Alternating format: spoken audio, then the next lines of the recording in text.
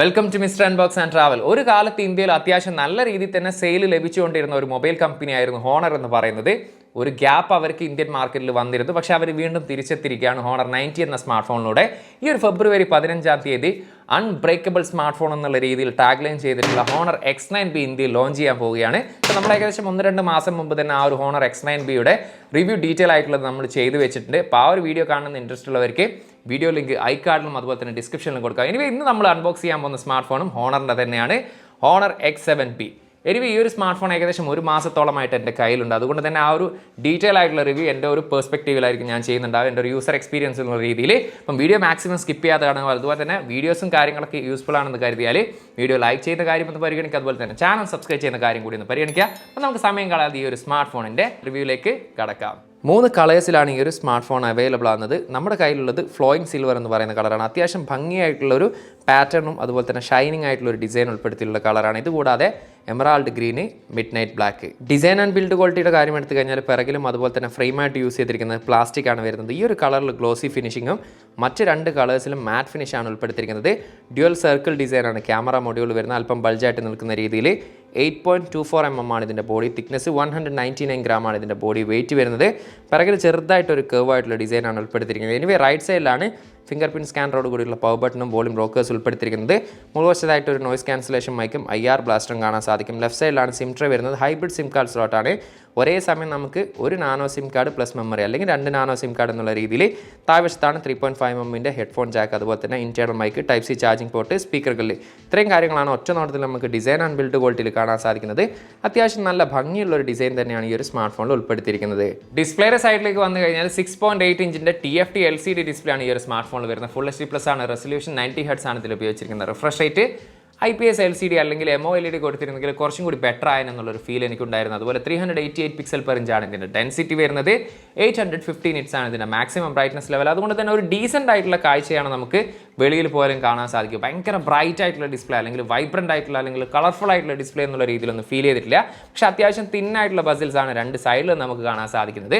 Overall display quality പറയുകയാണെങ്കിൽ ഈ ഒരു പ്രൈസ് സെഗ്മെന്റിൽ ഒരു ഡീസന്റ് ഡിസ്പ്ലേ എന്നുള്ള രീതിയിൽ മാത്രമാണ് എനിക്ക് ഫീൽ ചെയ്തത്. Qualcomm Snapdragon 680 എന്ന് പറയുന്ന 4G ചിപ്സെറ്റ് ആണ് ഈ ഒരു സ്മാർട്ട് ഫോണിൽ യൂസ് ചെയ്തിരിക്കുന്നത്. 6 nm ആണ് ചിപ്സെറ്റ് സൈസ് വരുന്നത്. ഒക്ടാ-കോർ 2.4 GHz ആണ്. ക്ലോക്ക് സ്പീഡ് Adreno 610 ആണ് ഇതിൽ ഉപയോഗിച്ചിരിക്കുന്നത് GPU. എനിവേ ഈ ഒരു മാസം യൂസ് ചെയ്ത എക്സ്പീരിയൻസിൽ പറയുകയാണെങ്കിൽ ഈ ഒരു സമയം വരെ എനിക്ക് പറയത്തക്ക രീതിയിൽ ഇഷ്യൂസോ കാര്യങ്ങളൊന്നും ഫേസ് ചെയ്യേണ്ടി വന്നിട്ടില്ല. നമുക്ക് ഈ ഒരു പ്രൈസ് സെഗ്മെന്റിൽ എന്താണോ എക്സ്പെക്ട് ചെയ്യുന്നത് ആ ഒരു തരത്തിലുള്ള ഒരു പെർഫോമൻസ് തന്നെ എനിക്ക് ഇതിൽ ആസ്വദിക്കാൻ സാധിച്ചിട്ടുണ്ട്. നിലവിൽ ഇപ്പോൾ ഖത്തറിൽ 8GB + 256GB എന്ന് പറയുന്ന ഒരൊറ്റ മെമ്മറി വേരിയൻ്റാണ് അവൈലബിൾ ആകുന്നത്. LPDDR4X ആണ് റാം ടൈപ്പ് വരുന്നത്. അതുപോലെ തന്നെ നമുക്ക് അപ് ടു 8GB വരെ റാം എക്സ്പാൻഷൻ എന്നുള്ള രീതിയിൽ നമുക്കിത് യൂസ് ചെയ്യാൻ സാധിക്കും. ഹൈബ്രിഡ് സിം കാർഡ് സ്ലോട്ടാണ് യൂസ് ചെയ്തിരിക്കുന്നത്. അതെ 2 നാനോ സിം കാർഡ് അല്ലെങ്കിൽ ഒരു nano SIM card plus memory card എന്നുള്ള രീതിയിൽ നമുക്കിത് യൂസ് ചെയ്യാൻ സാധിക്കും. എനിവേ കണക്ടിവിറ്റിയുടെ കാര്യം എടുത്തു കഴിഞ്ഞാൽ ഡ്യുവൽ 4G LTE ഇതിൽ സപ്പോർട്ടാണ്. അതുപോലെ തന്നെ ഡ്യുവൽ ബാൻഡ് വൈഫൈ ഇതിൽ സപ്പോർട്ടാണ്. ബ്ലൂടൂത്തിൻ്റെ 5.0 ആണ് ഇതിൽ ഉപയോഗിച്ചിരിക്കുന്നത്. NFC ഒരു സ്മാർട്ട് ഫോണിലുണ്ട്. അതുപോലെ തന്നെ IR ബ്ലാസ്റ്ററും ഈ ഒരു സ്മാർട്ട് ഫോണിൽ സപ്പോർട്ടാണ്. സോഫ്റ്റ്വെയറിനെ കുറിച്ച് പറയുകയാണെങ്കിൽ Android 13 ഈ ഒരു സ്മാർട്ട് ഫോൺ പ്രവർത്തിക്കുന്നത്. മാജിക് OS വരുന്നത് 7.2 ആണ്. പക്ഷേ സോഫ്റ്റ്വെയർ പറയുന്ന സമയത്ത് ഇപ്പോഴും ചില ആളുകളെങ്കിലും കമ്പനിയിൽ ചോദിക്കുന്ന കാര്യമാണ് ഹോണർ സ്മാർട്ട് ഫോണിൽ പ്ലേ സ്റ്റോർ ലഭ്യമാണ് അല്ലെങ്കിൽ ഗൂഗിൾ മൊബൈൽ സർവീസ് ലഭ്യമാണ് എന്നുള്ളത്. മിക്ക വീഡിയോസിലും ഞാൻ കാണിക്കാറുണ്ട്, അതുപോലെ തന്നെ പറയാറുമുണ്ട്. എങ്കിലും ഒരിക്കൽ കൂടി ഞാൻ പറയാം, ആൻഡ്രോയിഡ് സ്മാർട്ട് ഫോൺ എങ്ങനെയാണോ ആ ഒരു സ്മാർട്ട് ഫോൺ തന്നെയാണ് ഇതിൽ. പ്ലേ സ്റ്റോറും ലഭ്യമാണ്, ഗൂഗിൾ മൊബൈൽ സർവീസും ലഭ്യമാണ്. യാതൊരു തരത്തിലുള്ള ബാനോ കാര്യങ്ങളൊന്നും US-ൻ്റെ സൈഡിൽ നിന്നുള്ള അല്ലെങ്കിൽ അത്തരത്തിലുള്ള ബാനോ കാര്യങ്ങളൊന്നും ഈ ഒരു ഹോണർ സ്മാർട്ട് ഫോണുകളിൽ ഇപ്പോൾ ഇല്ല. അതുകൊണ്ട് തന്നെ ധൈര്യമായിട്ട് നിങ്ങൾക്ക് പ്ലേ സ്റ്റോർ ഉണ്ടോ അല്ലെങ്കിൽ മറ്റുള്ള ഗൂഗിൾ മൊബൈൽ സർവീസ് ഇഷ്യൂ കാര്യങ്ങളുണ്ടോ എന്നുള്ള രീതിയിൽ ഭയക്കേണ്ട കാര്യമില്ല. എനിവേ സോഫ്റ്റ്വെയർ എക്സ്പീരിയൻസിനെ കുറിച്ച് പറയുകയാണെങ്കിൽ അങ്ങനെ ഒരുപാട് ബ്ലോട്ട്വേഴ്സോ ഹാർഡ്വേഴ്സോ എനിക്ക് ഈ ഒരു സ്മാർട്ട് ഫോണിൽ കാണാൻ സാധിച്ചിട്ടില്ല. അത്യാവശ്യം നല്ല നീറ്റ് ആൻഡ് ക്ലീൻ ആയിട്ടുള്ള യൂസർ ഇൻ്റർഫേസ് ആണ് ലഭിക്കുന്നത്. അതുപോലെ തന്നെ അത്യാവശ്യം നല്ല സ്മൂത്ത് ആയിട്ടുള്ള ഒരു യൂസർ എക്സ്പീരിയൻസ് തന്നെയാണ് സോഫ്റ്റ്വെയർ സൈഡിലും എനിക്ക് കാണാൻ സാധിച്ചത്. സൈഡ് മൗണ്ടഡ് ഫിംഗർ പ്രിന്റ് സ്കാനറാണ് ഈ ഒരു സ്മാർട്ട് ഫോണിൽ യൂസ് ചെയ്തിരിക്കുന്നത്. അത്യാവശ്യം ഫാസ്റ്റ് ആയിട്ടും അതുപോലെ തന്നെ ആക്യുറേറ്റ് ആയിട്ടും നമ്മുടെ ഫിംഗർ ലോക്ക് ഈ ഒരു സ്മാർട്ട് ഫോണിൽ വർക്ക് ചെയ്യുന്നുണ്ട്. 2D ഫേസ് ലോക്ക് ആണ് യൂസ് ചെയ്തിരിക്കുന്നത്. അതും അത്യാവശ്യം ഫാസ്റ്റ് ആയിട്ടും ആക്യുറേറ്റ് ആയിട്ടും ഈ ഒരു സ്മാർട്ട് ഫോണിൽ വർക്ക് ചെയ്യുന്നുണ്ട്. ഈ ഒരു സ്മാർട്ട് ഫോണിന്റെ ഏറ്റവും ഹൈലൈറ്റ് ആയിട്ട് എടുത്ത് പറയേണ്ട കാര്യമാണ് ബാറ്ററി കപ്പാസിറ്റിയെ കുറിച്ച്. 6000 mAh ബാറ്ററിയാണ് ഈ ഒരു സ്മാർട്ട് ഫോണിൽ ഉൾപ്പെടുത്തിയിരിക്കുന്നത്. 35 വാട്ടിൻ്റെ ചാർജറാണ് നമുക്ക് ഇതിനോടൊപ്പം ലഭിക്കുന്നത്. അത് ഉപയോഗിച്ചുകൊണ്ട് 0 to 100 ചാർജ് ചെയ്യാൻ എടുത്ത സമയം എന്ന് പറയുന്നത് 75 to 80 മിനിറ്റ്സ് ആണ് എനിക്ക് പല സമയങ്ങളിലായിട്ട് എടുത്തിട്ടുള്ളത്.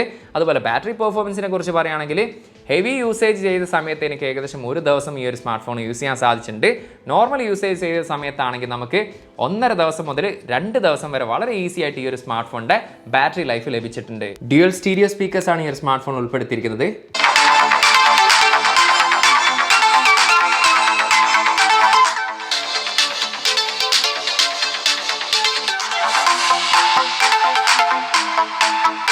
സ്റ്റീരിയോ സ്പീക്കേഴ്സ് ആയതുകൊണ്ട് തന്നെ അത്യാവശ്യം ലൗഡിയാണ്, പക്ഷേ ബേസ് ഒരു അല്പം കുറവാണ്. പക്ഷേ ഒരു പ്രൈസ് സെഗ്മെന്റിൽ ഒരു സ്റ്റീരിയോ സ്പീക്കർ ഉൾപ്പെടുത്തിയ ഒരു പോസിറ്റീവായിട്ട് തന്നെ തോന്നിയിട്ടുണ്ട്.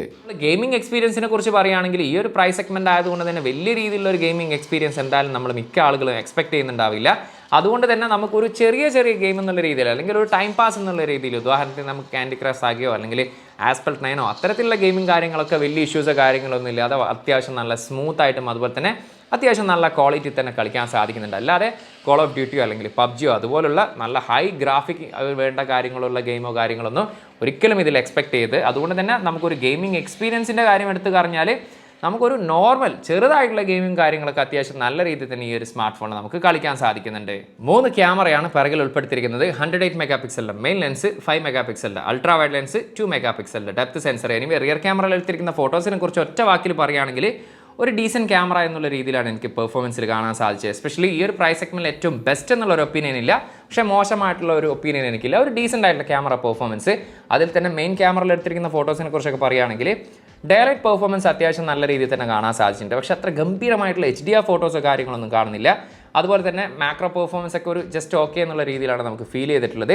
നൈറ്റ് ഫോട്ടോഗ്രാഫിയുടെ കാര്യം എടുത്തു കഴിഞ്ഞാലും ആർട്ടിഫിഷ്യൽ കണ്ടീഷനിലാണെങ്കിൽ അത്യാവശ്യം കുഴപ്പമില്ലാത്ത രീതിയിലുള്ള ഫോട്ടോസും കാര്യങ്ങളൊക്കെ നമുക്കിതിൽ ലഭിച്ചിട്ടുണ്ട്. അൾട്രാ വൈഡ് ലെൻസിൽ എടുത്തിരിക്കുന്ന ഫോട്ടോസ് 5 മെഗാ പിക്സൽ ആയതുകൊണ്ട് തന്നെ ആ ഒരു ക്വാളിറ്റി മാത്രമേ നമുക്കിതിൽ ഫീൽ ചെയ്തിട്ടുള്ളൂ. എനിവേ സെൽഫി ക്യാമറയുടെ കാര്യം എടുത്തു കഴിഞ്ഞാൽ 8 മെഗാ പിക്സലിൻ്റെ സെൽഫി ക്യാമറയാണ് ഇതിൽ ഉപയോഗിച്ചിരിക്കുന്നത്. അത്യാവശ്യം കുഴപ്പമില്ലാത്ത രീതിയിലുള്ള ഫോട്ടോസ് നമുക്ക് ഡേ ലൈറ്റിൽ നമുക്ക് ലഭിക്കുന്നുണ്ട്. എസ്പെഷ്യലി ഡീറ്റെയിൽസ് ഒക്കെ അത്യാവശ്യം നല്ല രീതിയിൽ കാണാൻ സാധിക്കുന്നുണ്ട്. പക്ഷേ പോർട്രേറ്റ് എന്നൊക്കെ പറയുന്നത് നമുക്ക് ഭയങ്കര ഗംഭീരമായിട്ടുള്ള പോർട്രേറ്റ് ഫോട്ടോസും കാര്യങ്ങളൊന്നും കാണുന്നില്ല. അതുപോലെ തന്നെ ചില സമയത്ത് നമുക്ക് HDRൽ ചില സ്ട്രഗിളും കാര്യങ്ങളൊക്കെ കാണാൻ സാധിക്കുന്നുണ്ട്. അതുപോലെ നൈറ്റ് ഫോട്ടോഗ്രാഫിയുടെ കാര്യം എടുത്തു കഴിഞ്ഞാലും ഇത്തിരി സോഫ്റ്റ്നെസ് നമ്മുടെ ഫേസിൽ, ഇവൻ ആർട്ടിഫിഷ്യൽ കണ്ടീഷൻ ലൈറ്റിലാണെങ്കിൽ പോലും നമുക്ക് ഒരു ഇത്തിരി സോഫ്റ്റ്നെസ് നമ്മുടെ ഫേസിൽ കാണാൻ സാധിക്കുന്നുണ്ട്. ഇപ്പോൾ തുടക്കത്തിൽ പറഞ്ഞ പോലെ തന്നെ ഓവറോൾ ക്യാമറ പെർഫോമൻസ് വൈസ് നോക്കുകയാണെങ്കിൽ ഒരു ഡീസൻ്റ് ആയിട്ടുള്ള ക്യാമറ പെർഫോമൻസ് എന്നുള്ള രീതിയിൽ മാത്രമാണ് എനിക്കിത് ഫീൽ ചെയ്തത്. റിയർ ക്യാമറ വീഡിയോ ഫുട്ടേജ് ആണിത്. ഫുൾ HDയിൽ 30 ഫ്രെയിംസ് ആണ് മാക്സിമം വീഡിയോ റെസൊല്യൂഷന്. EIS അല്ലെങ്കിൽ OS ഒന്നും സപ്പോർട്ട് ഇല്ലാത്തതുകൊണ്ട് തന്നെ ഗംഭീര സ്റ്റെബിലിറ്റി ഒന്നും പ്രതീക്ഷിക്കേണ്ട, പക്ഷേ അത്യാവശ്യം ഒരു കുഴപ്പമില്ലാത്തൊരു സ്റ്റെബിലിറ്റി കാണുന്നുണ്ട്. അതുപോലെ തന്നെ HDR പെർഫോമൻസും ഓക്കെ എന്നുള്ള ഫീലാണ് ലഭിക്കുന്നത്. അപ്പോൾ ഓവറോൾ പറയുകയാണെങ്കിൽ ഈ ഒരു പ്രൈസ് സെഗ്മെന്റിൽ ഒരു ഡീസൻറ്റ് പെർഫോമൻസ് ആയിട്ടാണ് ഫീൽ ചെയ്തത്. സെൽഫി വീഡിയോ ഫുട്ടേജ് ആണ്. ഫുൾ HDയിൽ 30 ഫ്രെയിംസ് ആണ് മാക്സിമം റെസൊല്യൂഷൻ. അതുപോലെ തന്നെ നല്ല ബ്രൈറ്റ് ആയിട്ടുള്ള സിറ്റുവേഷനിലാണ് ഞാനിപ്പോൾ വീഡിയോ ഷൂട്ട് ചെയ്യുന്നത്. അതുകൊണ്ട് തന്നെ ഇത്തരത്തിലായിരിക്കും HDR പെർഫോമൻസും അതുപോലെ സ്റ്റെബിലിറ്റി ഒക്കെ കാണാൻ സാധിക്കുക. ഈ ഒരു പ്രൈസ് സെഗ്മെന്റ് ആയതുകൊണ്ട് തന്നെ ഞാൻ ഇതിനൊരു കുറ്റമായിട്ട് കാര്യങ്ങളൊന്നും പറയുന്നില്ല. ഒരു ഇത്തിരി സോഫ്റ്റ്നെസ് നമ്മുടെ ഫേസിലും ഫീൽ ചെയ്യുന്നുണ്ട്. ഓവറോൾ പറയുകയാണെങ്കിൽ ഈ ഒരു പ്രൈസ് സെഗ്മെന്റിൽ ഒരു ഡീസൻറ്റ് പെർഫോമൻസ് ആയിട്ടാണ് ഫീൽ ചെയ്തത്. ഈ ഒരു സ്മാർട്ട് ഫോണിന്റെ പ്രൈസ് ഇവിടെ ഖത്തറിൽ വരുന്നത് 8+256 GB ഒഫീഷ്യൽ പ്രൈസ് വരുന്നത് 614 ഖത്തറിയാലാണ്. ഏകദേശം ഇന്ത്യയുടെ 14,500 രൂപയാണ് ഇതിന് പ്രൈസ് വരുന്നത്. ഓവറോൾ ഈ ഒരു സ്മാർട്ട് ഫോണിനെ കുറിച്ച് പറയുകയാണെങ്കിൽ പ്രധാനമായിട്ടും ഞാൻ 2 രീതിയിലാണ് റെക്കമെൻഡ് ചെയ്യുന്നത്. ഒന്ന്, നല്ല രീതിയിൽ ബാറ്ററി ലൈഫ് ഇമ്പോർട്ടൻ്റ് ആയിട്ടുള്ള ആളുകൾക്കാണെങ്കിൽ തീർച്ചയായിട്ടും ചൂസ് ചെയ്യാൻ പറ്റുന്ന സ്മാർട്ട് ഫോണാണ്. അതുപോലെ തന്നെ ഹോണർ സ്മാർട്ട് ഫോൺ ഇഷ്ടപ്പെടുന്ന ആ ഒരു ബ്രാൻഡിൻ്റെ ആ ഒരു ക്വാളിറ്റി ഇഷ്ടപ്പെടുന്നവർക്കും തീർച്ചയായിട്ടും ചൂസ് ചെയ്യാൻ പറ്റുന്ന ഒരു സ്മാർട്ട് ഫോൺ തന്നെയാണ്. മറ്റുള്ള കാര്യങ്ങളൊക്കെ നോക്കുകയാണെങ്കിൽ ഒരു എബവ് ഡീസൻ്റ് ആയിട്ടുള്ള പെർഫോമൻസും കാര്യങ്ങളൊക്കെയാണ് ബാക്കി ഓവറോൾ എനിക്ക് ഈ ഒരു സ്മാർട്ട് ഫോണിനെ കുറിച്ച് പറയാനുള്ളത്.